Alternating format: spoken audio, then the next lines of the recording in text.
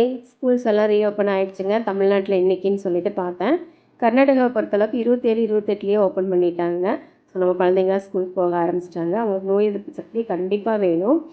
அது இயற்கையான முறையில் நம்ம அதை கொண்டு வருவோம். ஸோ இந்த மாதிரி நெல்லிக்காய் ஜூஸு, அப்புறம் பார்த்திங்கன்னா கருவேப்பிலை ஜூஸு, முருங்கைக்கீரை ஜூஸு இந்த மாதிரிலாம் கொடுப்போம். நான் இன்றைக்கி 2 பிடி நிறையா கருவேப்பிலையாக கழுவி எடுத்திருக்கேன். இது வயிறு சம்மந்தப்பட்ட எல்லா பிரச்சனைக்கும் நல்லது. பசியில்லாத குழந்தைங்களுக்கு கொடுத்தா கூட நல்லா பசிக்கும். ஒருத்தருக்கு 2 நெல்லிக்காய், கொஞ்சம் இஞ்சி, 2 கைப்பிடி நிறையா கருவேப்பிலை, பிங்க் கல்லுப்பு, கொஞ்சம் ஜீரகங்க.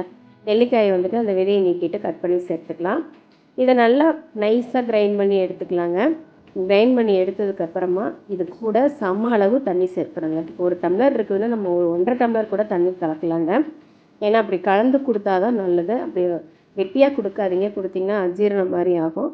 ஸோ நான் நல்லா அரைச்சி எடுத்துகிட்டு வந்துட்டேங்க பேஸ்ட் மாதிரி.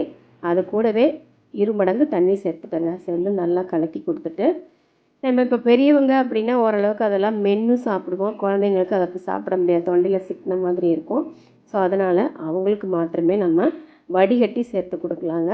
ஸோ நான் அப்படி தான், ஏன்னா வேலைக்கு போகிறவங்களாம் அந்த மாதிரி மென்று சாப்பிட்டுருக்கிறதுக்கு அங்கே டைம் இருக்காது. ஸோ நான் அவங்களுக்கு வடிகட்டி கொடுத்துட்ருவேன். நான் மாத்திரமே கொஞ்சம் மென்று மெதுவாக, வீட்டில் இருக்கிறவங்க அப்படி சாப்பிட்டுக்கலாம். ஸோ வடிகட்டி குழந்தைங்களுக்கு கொடுங்க. இல்லை காலைல குடிக்க முடிஞ்சால் கொடுத்து விடுங்க. இல்லை ஸ்கூலில் போயிட்டு கூட அவங்க குடிச்சிப்பாங்க.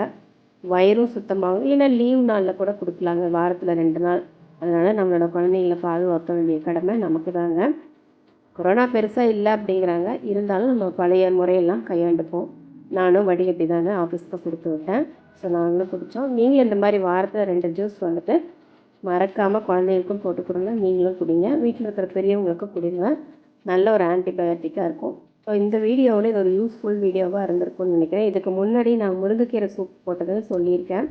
அதையும் ஃபாலோ பண்ணுங்கள். ஏன்னா நிறைய சூப் வகையில் நட்ஸு, ட்ரை ஃப்ரூட்ஸு, சீட்ஸு இது எல்லாமே இருக்குது. ஒன் பை ஒன்னாக நம்ம வீடியோ செக் பண்ணி பாருங்கள். உங்களுக்கு ஒரு நல்ல ஐடியா கிடைக்கும். இதுக்கப்புறமா அன்றைக்கி காலையில் என்ன பிரேக்ஃபாஸ்ட் பண்ணோம் அப்படிங்கிறத இதே வீடியோவில் தொடர்ந்து பார்ப்போம். என்னோடய சேனலுக்கு நீங்கள் நல்லா சப்போர்ட் பண்ணிட்டு வரீங்க. அதுக்கு ரொம்ப ரொம்ப நான் தேங்க் பண்ணிக்கிறேன். தொடர்ந்து உங்களுடைய அன்பையும் சப்போர்ட்டையும் என்னோடய சேனலுக்கு கொடுங்க. அன்றைக்கி பிரேக்ஃபாஸ்ட் காலையில் பார்த்துட்டிங்கன்னா சப்பாத்தி தாங்க. சப்பாத்திக்கு என்ன சைடிஷ் பண்ணியிருப்போம் அப்படின்னா, சோயா பால்ஸ் இருக்கு இல்லையா, சோயா உருண்டை, அதை வச்சு சிக்கன் கிரேவி மாதிரி செமி கிரேவியாக பண்ணியிருக்கேன். இது சப்பாத்தி பூரிக்கு ரொம்ப ரொம்ப சூப்பராக இருக்கும். நான் சப்பாத்தியாக சுற்றி எடுத்துருக்கேங்க. இதுவே பார்த்துட்டிங்கன்னா இட்லி தோசைன்னா கொஞ்சம் நம்ம தண்ணியாக வச்சோம்னா தொட்டு சாப்பிட்றதுக்கு நல்லாயிருக்கும். இதுவும் சேம் சிக்கன் கிரேவி வைக்கிற அதே சேம் தான், எல்லா ஸ்பைசஸும் வறுத்து அரைச்சி தான் வைப்போம்.